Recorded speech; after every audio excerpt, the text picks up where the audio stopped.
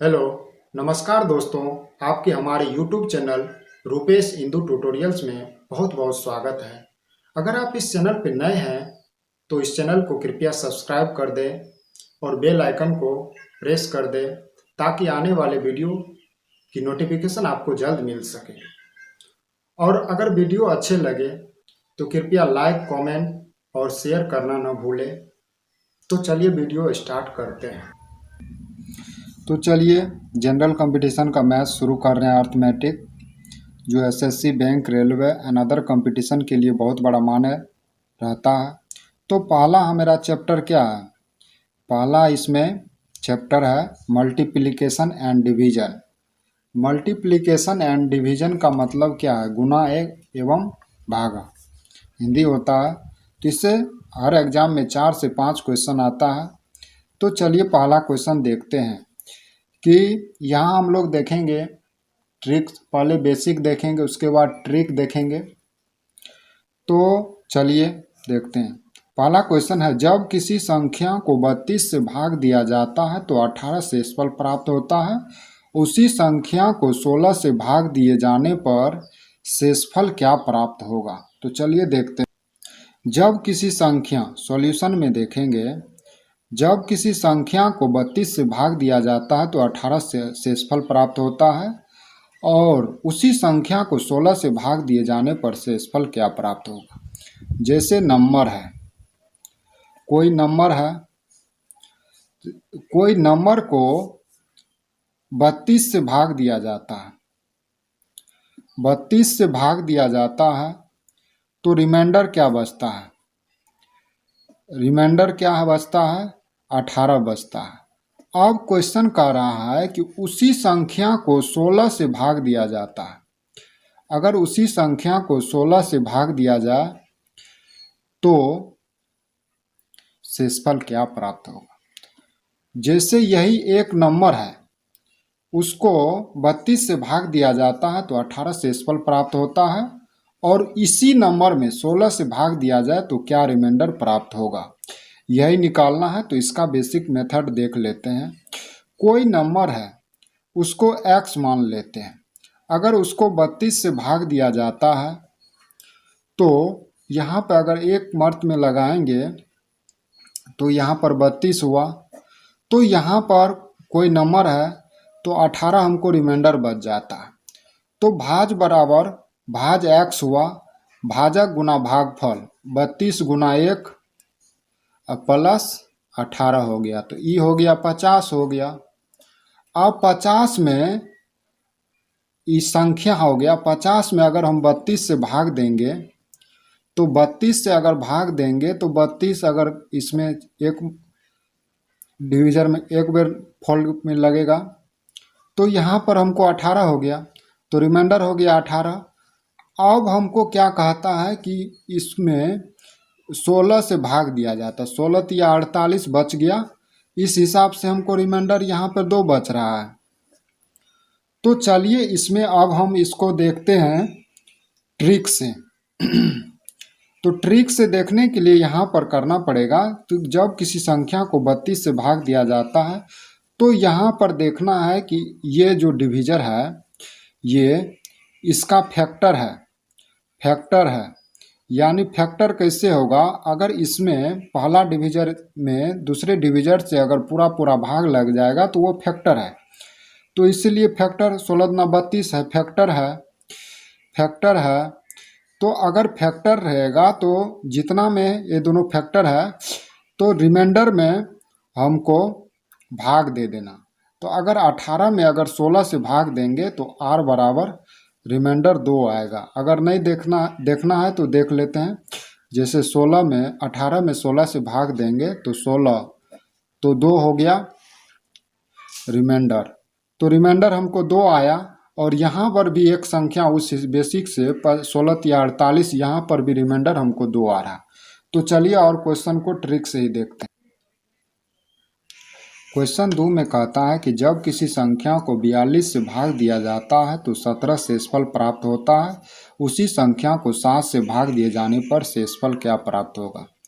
तो सॉल्यूशन यानी नंबर है, कोई नंबर है तो उस संख्या को हम 42 से भाग देते हैं, 42 से भाग दिया जाता है तो रिमाइंडर क्या बचता है, तो रिमाइंडर क्या बचता है, 17 बचता है।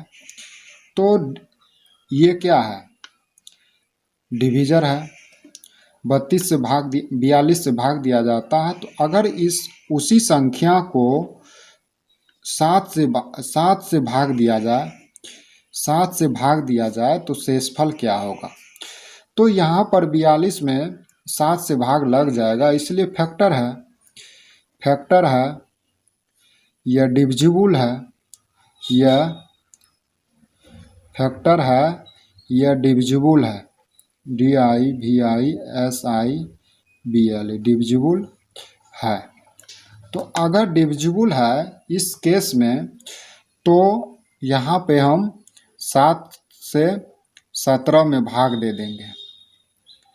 तो 17 में भाग देंगे तो क्या होगा, तो 17 भागा 7, तो 7 दूना 14, तो यहाँ पर बच गया 3, तो R बराबर हमको 3 फाइनली आंसर हो जाएगा। 7 दूना 14 1। तो क्वेश्चन नंबर 3 में कहता है कि जब किसी संख्या को 34 से भाग दिया जाता है तो 20 शेषफल प्राप्त होता है, उसी संख्या को 17 से भाग दिया जाए तो शेषफल क्या प्राप्त होगा। तो सॉल्यूशन में देखते हैं, कोई नंबर है उसको 34 से भाग दिया जाता है, 34 से भाग दिया जाता है तो रिमाइंडर R बराबर क्या प्राप्त होता है, तो R 20 प्राप्त होता है। तो उसी संख्या को 17 से भाग दिया जाए, उसी संख्या को 17 से, तो पहले चेक कर लेंगे इसका फैक्टर है, तो फैक्टर है F, 17 दूना 34 कट जाएगा, फैक्टर है। तो फैक्टर अगर है तो उसको डायरेक्ट हम रिमाइंडर में डिवाइड कर देंगे, तो रिमाइंडर 20 में भागा देंगे 17 से, एक फोल्ड में लगेगा और R रिमाइंडर हो जाएगा, R बराबर 3 आंसर हो जाएगा। तो क्वेश्चन 4 का सॉल्यूशन देखते हैं। जब किसी संख्या को 18 से भाग दिया जाता है तो 7 शेषफल प्राप्त होता है, उसी संख्या को 9 से भाग दिए जाने पर शेषफल क्या प्राप्त होगा। तो चलिए नंबर है, कोई नंबर है, तो नंबर अगर है NO, नंबर शॉर्ट फॉर्म लिख दिए हैं, को 18 से भाग दिया जाता है, 18 से भाग दिया जाता है तो रिमाइंडर क्या बचता है, R बराबर 7 बचता है। तो उसी संख्या को 9 से भाग दिया जाता है, 9 से अगर भाग दिया जाता है तो उसी संख्या में 9 से भाग दिया जाता है, तो पहले हम चेक कर लेंगे तो दूसरे डिवीजर, पहला डिवीजर जो है दूसरा डिवीजर का फैक्टर है कि नहीं। तो 9 दूना 18 फैक्टर है, तो अगर भाग लग जाएगा तो फैक्टर है, नहीं होगा तो नहीं लगेगा तो नहीं फैक्टर है। अब इसमें हमको भाग दे देना, अब 7 में अगर 9 से भाग दे देंगे तो यहाँ पर रिमाइंडर जो है, तो यहाँ पर R जो है लेस देन डिवीजर, तो डिवीजर ये हुआ जिससे भाग दिया जाता है। तो यहाँ पर और भाजक को डिविडेंड कहा जाता है जिसमें भाग दिया जाता है, और भागफल को क्वोटिएंट कहा जाता है, और शेषफल को रिमाइंडर कहा जाता है। तो यहाँ पर ये क्वेश्चन, यहाँ पर एक नया टाइप हो गया, नया क्वेश्चन आ गया इसमें कि रिमाइंडर अगर छोटा रहे भाजक से, अगर रिमाइंडर छोटा रहे तो उसका रिमाइंडर वही आंसर हो गया 7, उसमें कुछ करने की ज़रूरत नहीं है।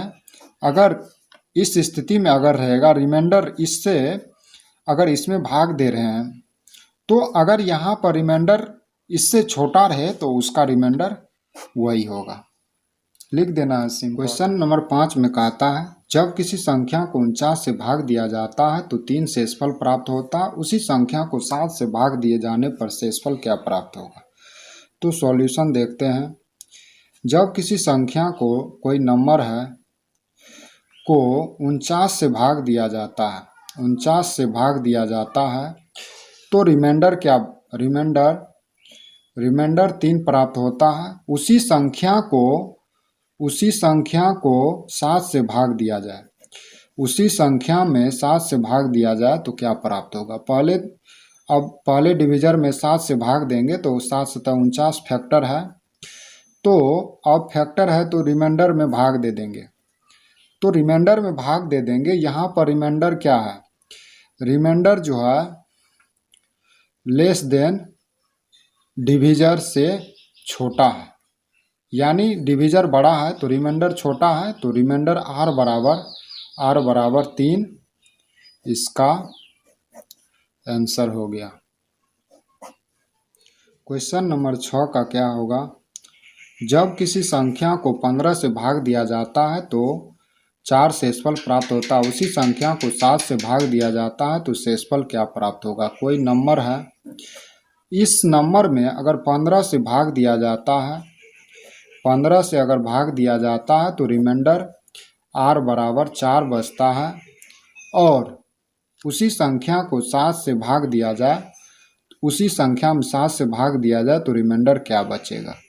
अब हम 15 में 7 से भाग देंगे तो देखेंगे 15 में 7 से भाग पूरा नहीं लगेगा, इसलिए फैक्टर नहीं है, फैक्टर नहीं है। अगर फैक्टर नहीं है तो यहाँ पर इसका रिमाइंडर तो इसमें हम भाग नहीं लगा सकते हैं, तो यहाँ पर इसका रिमाइंडर क्या होगा। तो इस स्थिति में अगर फैक्टर नहीं होगा तो रिमाइंडर के लिए कांट बी